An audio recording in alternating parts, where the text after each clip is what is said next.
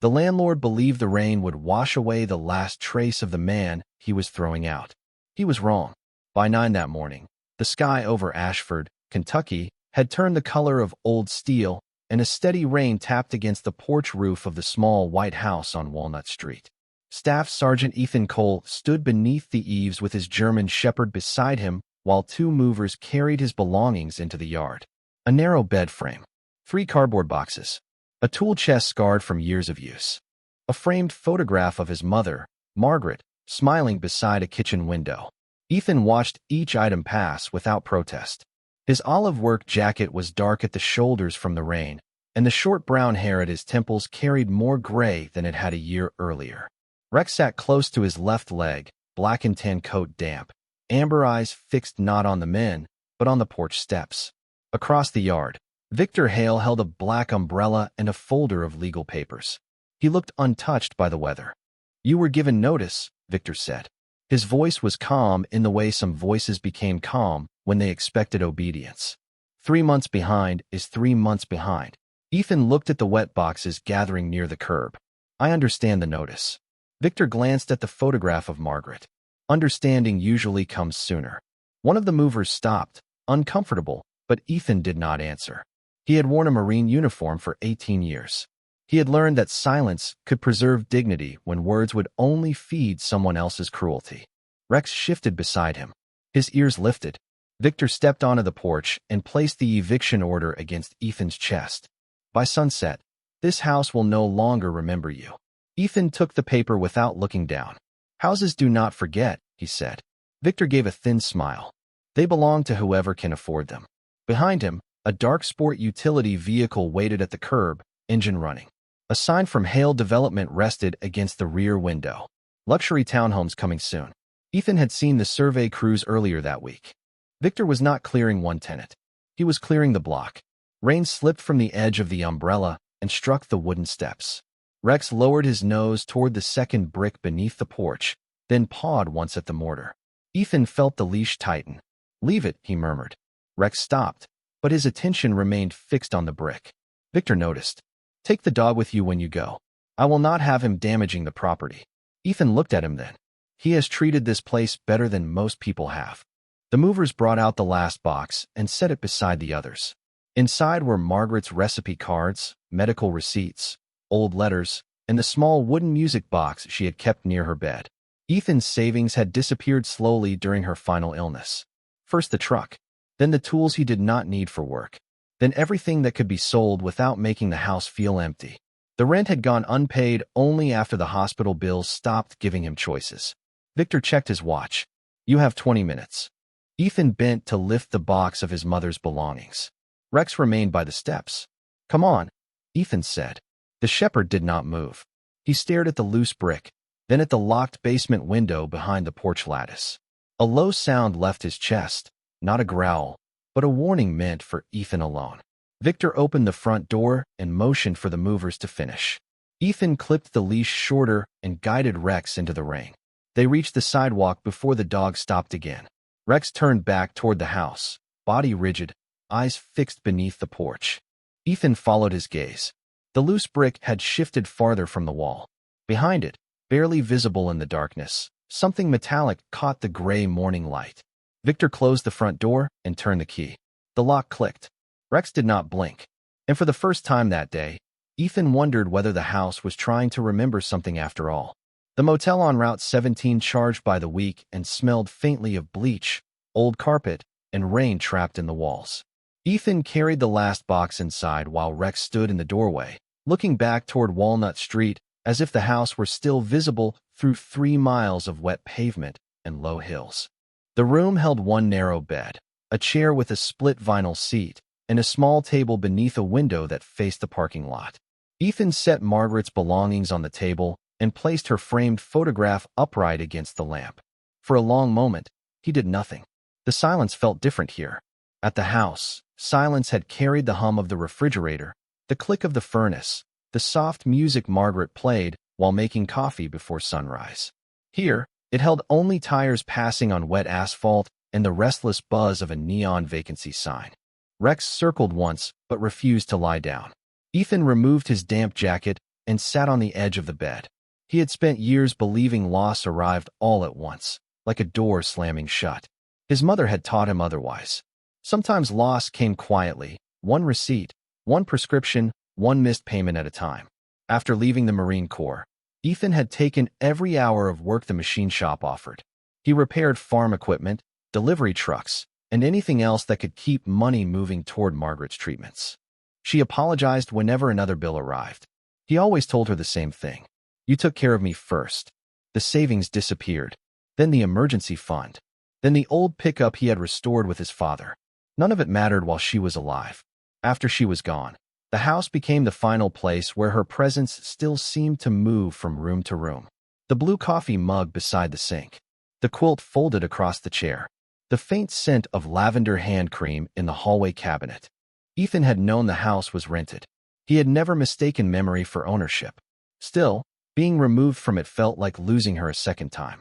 Rex approached the wooden box on the table and pressed his nose against the lid. It was small, dark, and worn smooth at the corners from years of handling. Margaret had kept it inside her bedroom dresser. Ethan had tried the latch after her funeral, but it would not open. He had assumed the lock was broken. Rex scratched once at the side. "There is nothing in there for you," Ethan said. The shepherd scratched again, then sat and stared at him. Ethan lifted the box. Something moved inside with a soft metallic tap. He searched through the drawer of the table until he found a bent paper clip, then worked it carefully into the old lock. The latch released.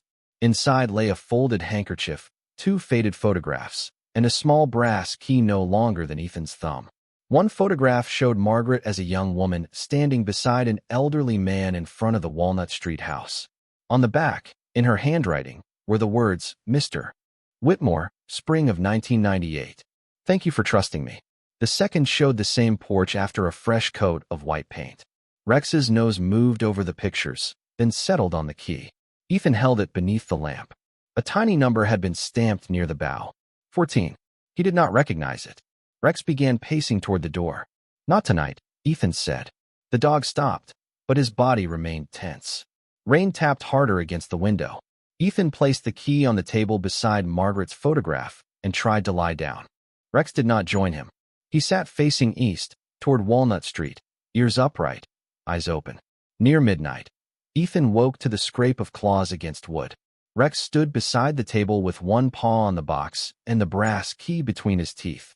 Ethan looked at the dog, then at the dark window. The motel room had given them shelter, but Rex was not asking for shelter. He was asking Ethan to return to the one place that had refused to let them leave quietly. At 4:30 in the morning, Ethan gave up pretending he could sleep. The rain had softened to a fine mist, and the motel parking lot shone beneath the yellow security lights. Rex stood by the door with the brass key still held carefully between his teeth. Ethan pulled on his boots, slipped the key into his jacket pocket, and clipped the leash to Rex's collar. "We go once," he said. "Then we are done." Rex moved before the sentence was finished. Walnut Street was quiet when they arrived. The movers were gone, and Ethan's boxes remained beneath a plastic tarp near the curb. Victor's development sign leaned beside the house, its glossy picture promising new townhomes where the porch, maple tree, and Margaret's kitchen window still stood. Ethan parked a block away and approached on foot. He knew the eviction order barred him from entering the house, and he had no intention of crossing that line. Rex did not pull toward the front door. He went straight to the second brick beneath the porch. The loose mortar had widened in the rain. The shepherd lowered his nose, breathed along the gap, then scratched once. Ethan crouched and shone a small flashlight into the darkness. Something metallic sat behind the brick, exactly where he had seen the glint before Victor locked the door. "Easy," Ethan whispered. He worked the brick free with the flat edge of a tire tool. Behind it rested a narrow tin box, rusted at the corners and wrapped in oilcloth. Rex sat beside him, watching. Ethan lifted the box out and placed it on the wet grass. The brass key did not fit the lock. For a moment, hope rose and fell so quickly that he almost laughed at himself. He opened the box by pressing the warped latch with his thumb. Inside were old tax receipts, utility bills, several letters tied with blue ribbon, and 2 photographs of Margaret standing beside Mr. Whitmore. The paper smelled of dust and damp metal. Ethan searched each envelope. No deed. No legal transfer. Nothing that could change the fact that Victor held the keys. One letter, written in a thin, careful hand, thanked Margaret for caring for Mr. Whitmore after his wife died. Another promised that she would always have a place here. The words were kind, but kindness was not ownership. Ethan sat back on his heels. "This is what you brought me for." Rex lowered his head over the papers, then nudged the brass key in Ethan's palm. The stamp number 14 caught the flashlight beam. Ethan looked toward the house. Margaret had once kept jars in the basement pantry, each shelf marked with small metal numbers. He remembered shelf 14 because she stored Christmas decorations there, wrapped in newspaper and cedar chips. "That lock," he murmured. Rex stood at once and moved toward the narrow basement window behind the porch lattice. Ethan stayed where he was. The line between searching and trespassing had become dangerously thin. He could hear Margaret's voice asking him to do things the right way, even when no one else did. He gathered the papers and returned them to the tin. "We need permission." Rex pressed his nose to the basement glass and gave a low, impatient breath. Ethan took out his phone and called Sheriff Thomas Reed, a man he knew from the county veterans' breakfast. Reed answered on the fourth ring, his voice rough with sleep. Ethan explained the eviction, the box, the key, and the locked basement. There was a long silence. "Do not enter," Reed said. "I will meet you there." 15 minutes later, headlights turned onto Walnut Street. Reed stepped from his cruiser wearing a brown jacket over his uniform. He examined the box, the letters, and the key, then looked at the house. "Hale filed demolition permits yesterday," he said. "Work starts tomorrow morning." Rex pulled toward the basement again. Reed followed him to the window and aimed his flashlight through the glass. Beyond the dusty pane stood an old storage cabinet against the far wall. A small brass plate on its door carried the number 14. Ethan felt the key grow heavier in his hand. Reed looked at him. "We will document everything. Then we go in together." Rex sat beneath the window, finally still. He had not found the answer. He had found the next locked door. Sheriff Reed photographed the tin box, the loose brick, and the basement window before calling Victor Hale. Dawn had begun to lift over Walnut Street, turning the wet pavement pale blue, but the house still looked closed against the world. Victor arrived 20 minutes later in the same dark sport utility vehicle, wearing a charcoal coat and the expression of a man inconvenienced by other people's questions. He stepped beneath the porch roof and glanced at Ethan. "You were told to leave." Reed held up one hand. "He did not enter. I asked you here because we found property belonging to his mother beneath the porch, and there is a locked cabinet in the basement that may be connected." Victor's eyes moved to the brass key in Ethan's palm. The change in his face was slight, but Rex noticed. The shepherd rose from beside Ethan and watched him without blinking. "That basement is part of my property," Victor said. "Old tenant belongings do not change that." Reed opened a small notebook. "Then you should have no objection to being present while we document what is inside." Victor looked toward the street, where two neighbors had stepped onto their porches. "Make it quick." He unlocked the front door. The house smelled colder without Margaret's coffee or Rex's blanket near the radiator. Ethan entered behind Reed, careful not to touch anything. Victor followed last. They descended the narrow basement stairs, where the air held the scent of concrete, cedar, and old paper. Rex went directly to the storage cabinet marked 14. The brass key turned with a soft click. Ethan opened the door. Inside were 3 shelves covered in dust. The upper shelf held Christmas ornaments wrapped in yellowed newspaper. The middle shelf held jars, an empty sewing tin, and a stack of folded linens. On the bottom sat a shallow wooden drawer. Ethan pulled it open. Nothing. Only a clean rectangular outline in the dust showed that something had once rested there. Victor exhaled through his nose. There. Mystery solved. Ethan stared at the empty space. The key, the photographs, the letters, all of it had led to a missing object. Hope had risen again only to disappear. Rex lowered his head and sniffed the cabinet floor. Then he moved behind it, pressing his nose along the wall. Reed crouched near the drawer and found a strip of paper caught beneath the wood. He used a pencil to slide it free. The fragment was brittle and no larger than a receipt. A notary seal covered one corner. Across the center, still readable, were the words Margaret Cole, grantee. Ethan felt the room change. Victor reached for the paper, but Reed drew it back. "Do not touch it. It proves nothing," Victor said. His calm voice had tightened. It could belong to any filing. Ethan looked at the clean outline in the dust. Something was removed from here. Victor turned toward the stairs. This is over. Rex stepped into his path, not threatening, simply standing still. Ethan touched the dog's collar. Rex sighed. The shepherd obeyed, but his eyes remained on Victor's coat. A faint corner of blue paper showed from the landlord's inner pocket, the same faded shade as the ribbon tied around Margaret's letters. Reed noticed it too. What are you carrying? Victor's hand closed over the lapel. Personal documents. Reed's gaze hardened. Then keep them personal. We are done for now. Outside, the rain finally stopped. Ethan carried the fragment in an evidence sleeve while Reed locked the house again. Victor drove away without looking back. Rex watched the sport utility vehicle disappear, then returned to the porch and sniffed the wall beside the old fireplace chimney. He scratched once at the siding. Ethan almost told him to stop.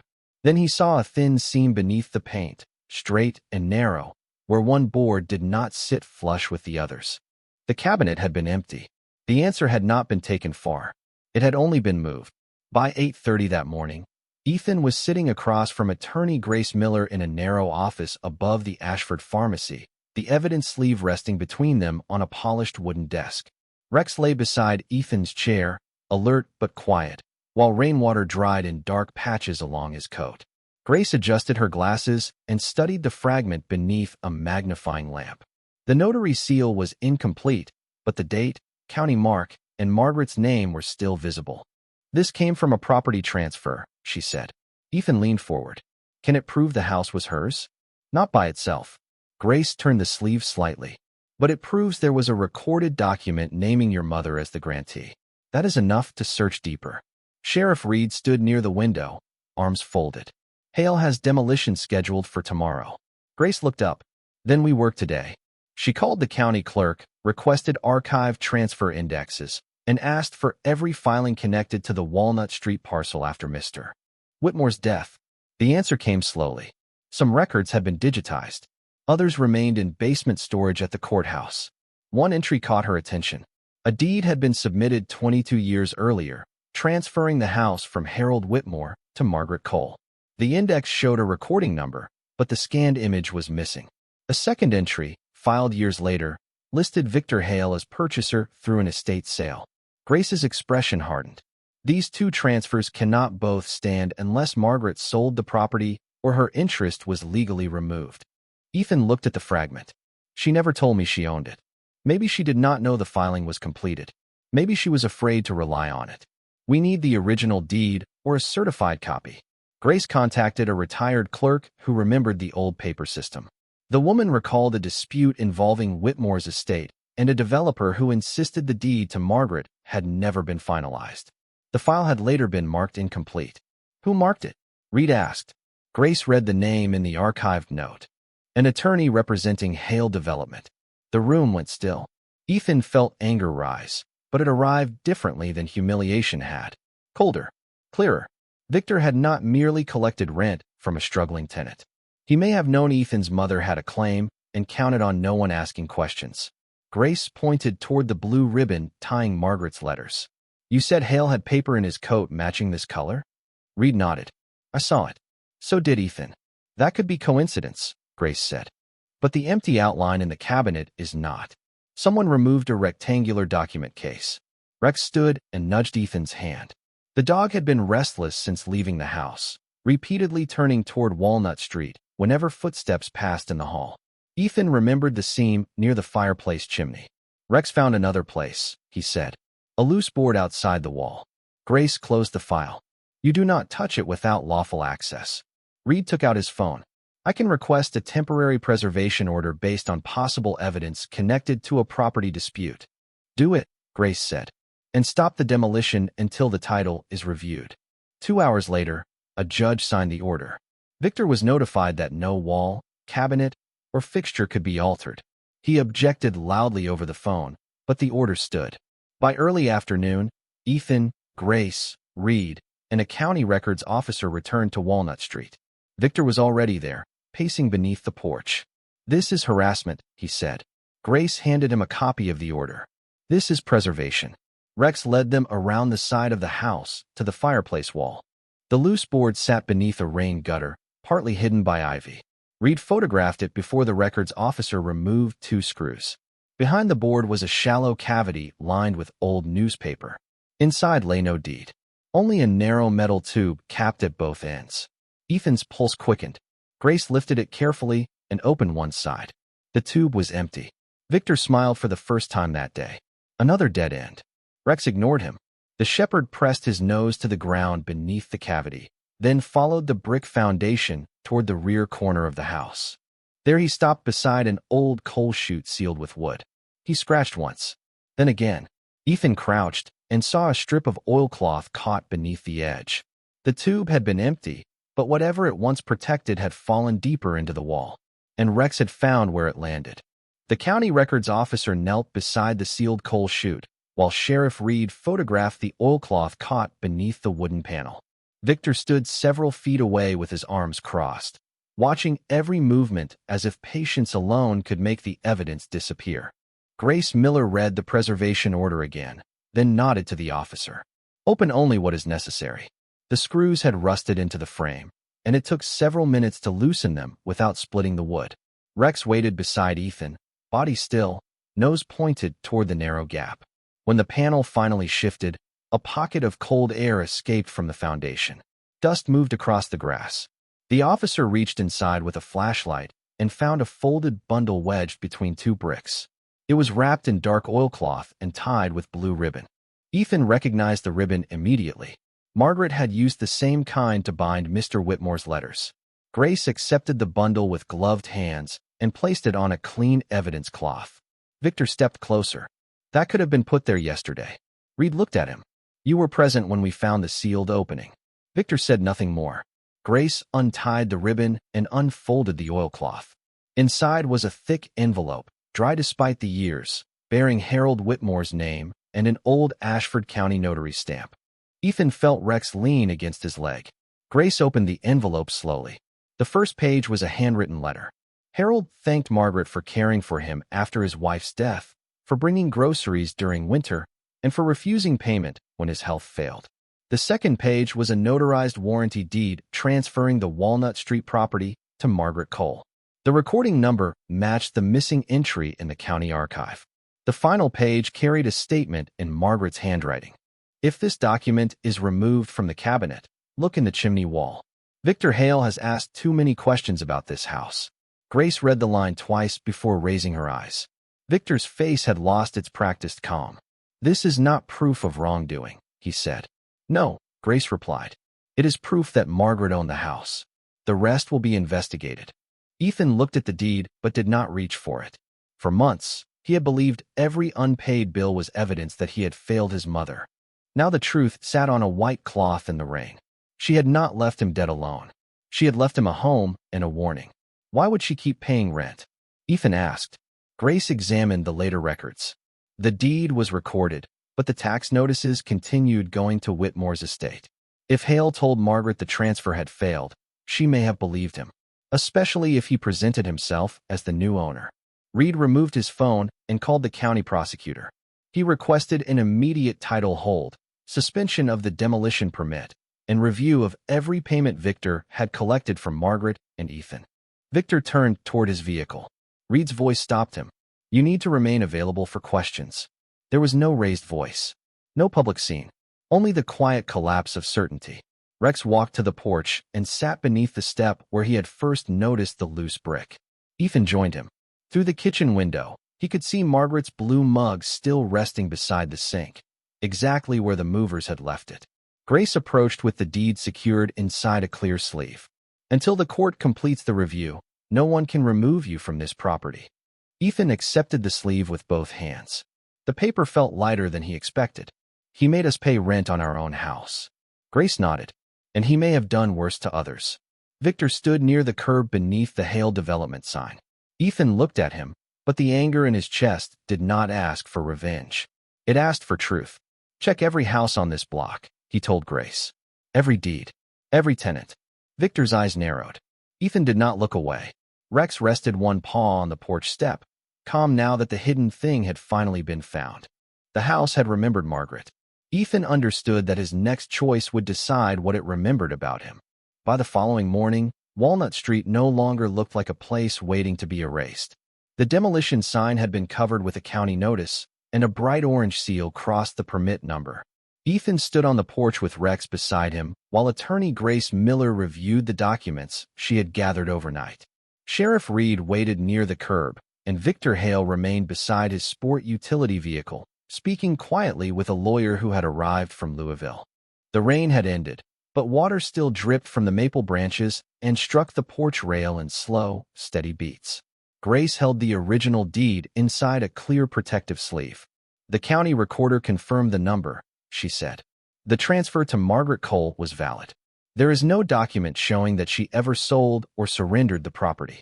Ethan looked through the front window at the blue mug near the sink. So the house was hers. And after her death, it passed to you under state inheritance law.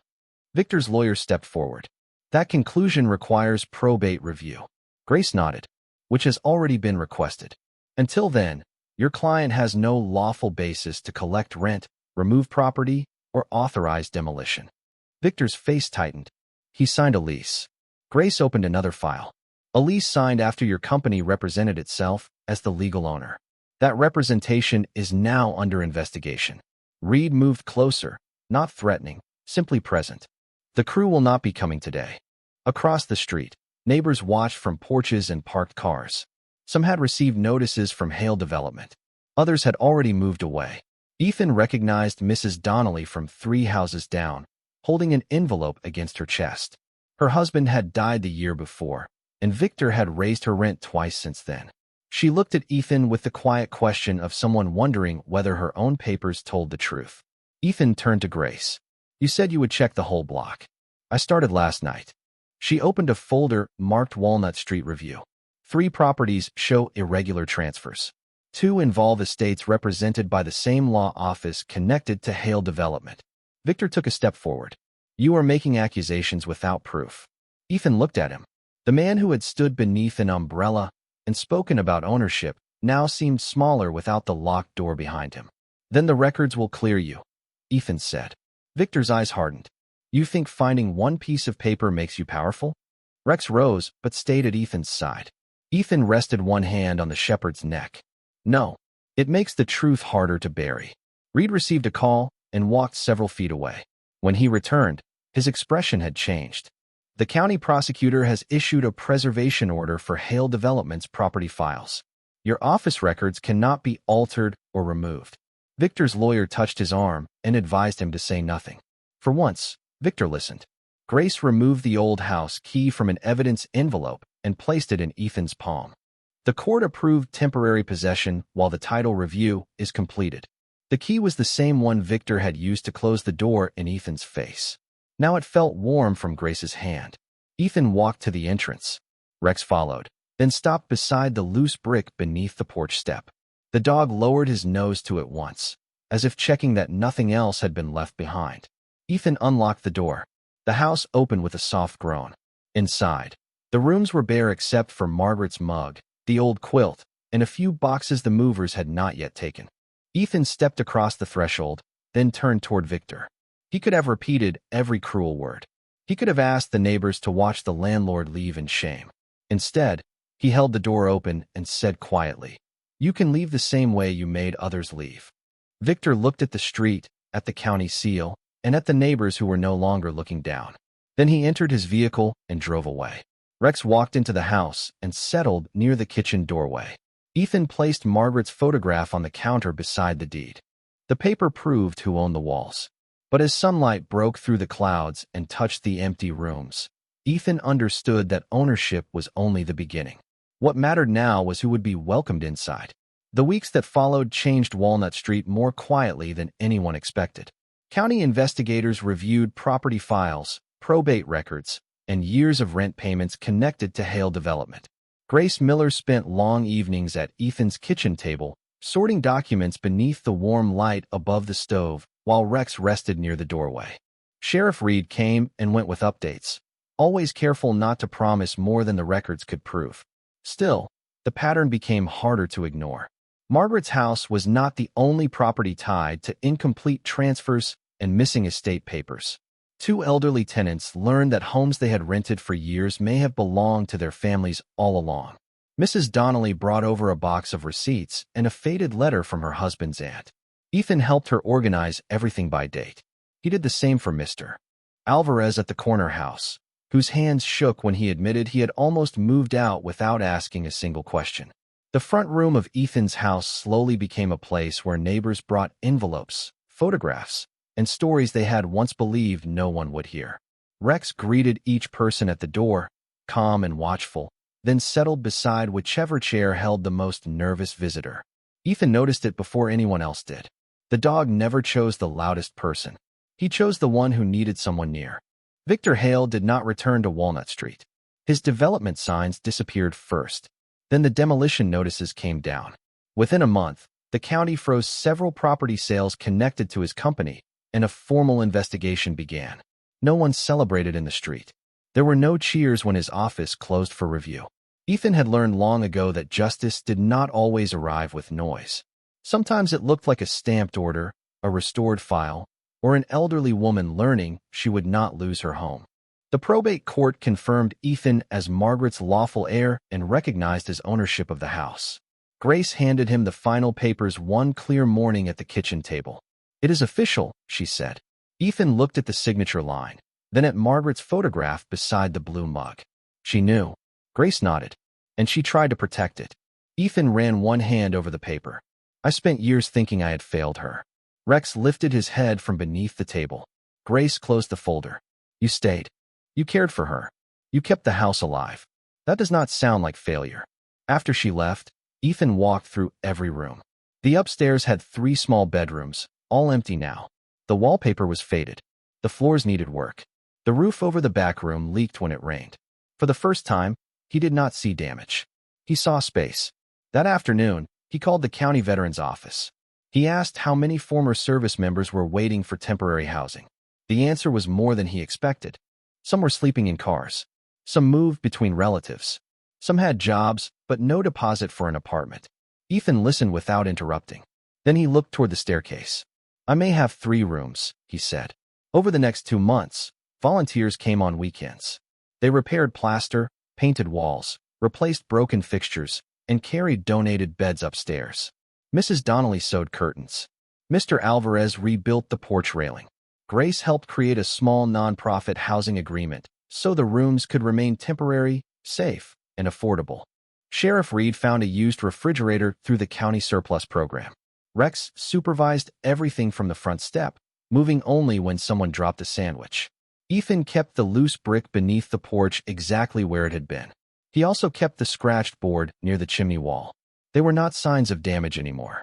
They were reminders that truth had once waited in silence for someone patient enough to notice. One evening, as sunset warmed the white siding, Ethan stood in the hallway and hung the deed beside Margaret's photograph. He did not frame it like a trophy. He placed it where anyone entering could see the name that had protected the house long before he understood why. Beneath it, he added a simple wooden sign. "This home opens before it closes." Rex sat beside him, tail resting against the floor. Ethan looked through the open front door at the porch, the repaired rail, and the quiet street beyond. Victor had used ownership to remove people. Ethan was beginning to understand that the house would remember something different now. The first guest arrived on a cold Monday morning carrying everything he owned in one canvas bag. His name was Noah Grant, a former Marine in his late 20s who had been sleeping in his truck behind a grocery store outside Ashford. He stood at the bottom of the porch steps, as if waiting for someone to change their mind. Ethan opened the door before he could knock. Rex rose from his place beside the hallway and walked out slowly, tail level, amber eyes calm. Noah looked at the dog, then at the sign beneath Margaret's framed deed. "This home opens before it closes." "I was told there might be a room," he said. Ethan stepped aside. "There is." Noah remained still. "How much do I owe?" "You can help around the house when you are ready." The younger man looked down at the bag in his hand. "And if I need time?" Ethan glanced at Rex. The shepherd had moved close enough for Noah to rest one uncertain hand on his head. "Then you take time." Noah crossed the threshold. 2 weeks later, another veteran came, a woman named Claire Dawson who had found work at the hospital but could not afford the deposit on an apartment. The third room went to Marcus Bell, a quiet former corpsman waiting for disability paperwork to clear. The house changed with each arrival. Boots lined the entryway. Coffee began brewing before sunrise again. Someone laughed upstairs while fixing a window latch. Rex made his rounds every evening, checking each open door before settling outside Ethan's room. The place no longer sounded like loss. It sounded lived in. Ethan kept one bedroom empty for himself and never locked it. On rainy nights, when memory pressed against the glass, he would sit in the kitchen beneath Margaret's photograph and listen to the house breathe around him. The ache remained, but it had changed shape. It no longer asked him to prove what he had sacrificed. It asked what he could still give. One spring afternoon, Grace Miller arrived with the final report from the county investigation. Several families on Walnut Street had recovered property rights or received settlements for unlawful rent collections. Victor Hale had lost control of multiple properties, and his company was barred from further development projects until the legal cases were resolved. Grace placed the folder on the table. "You helped start all of this." Ethan looked toward Rex, who was sleeping in a patch of sunlight near the porch door. "He started it." Grace smiled. "Then he has excellent legal instincts." Ethan shook his head. "No, he just knew where something important had been buried." That evening, the residents gathered on the porch for supper. Mrs. Donnelly brought cornbread. Mr. Alvarez carried a repaired rocking chair. Sheriff Reed arrived with a donated toolbox for the upstairs rooms. No speeches were planned. No one needed them. As the sun lowered behind the maple trees, no one noticed the loose brick beneath the second step. "You ever going to fix that?" he asked. Ethan looked at the small gap where Rex had first stopped in the rain. "No, why not?" Ethan rested one hand on the porch rail. "Because sometimes a broken place is how the truth gets in." Rex opened his eyes at the sound of Ethan's voice, then rose and moved toward the sidewalk. A young veteran stood near the gate holding a grocery bag and a folded paper from the county office. He looked tired, embarrassed, and ready to leave before anyone could refuse him. Rex approached without barking and sat at his feet. Ethan walked down the steps. "Are you looking for the veteran's house?" The man nodded. "They said there might be space, but I know I am late." Ethan looked back at the open front door, the warm kitchen light, and the people making room at the table without being asked. Then he faced the man again. "Come in," he said. "You are not being asked to leave." The veteran followed him up the porch steps. Rex entered last, pausing beside the loose brick before crossing the threshold.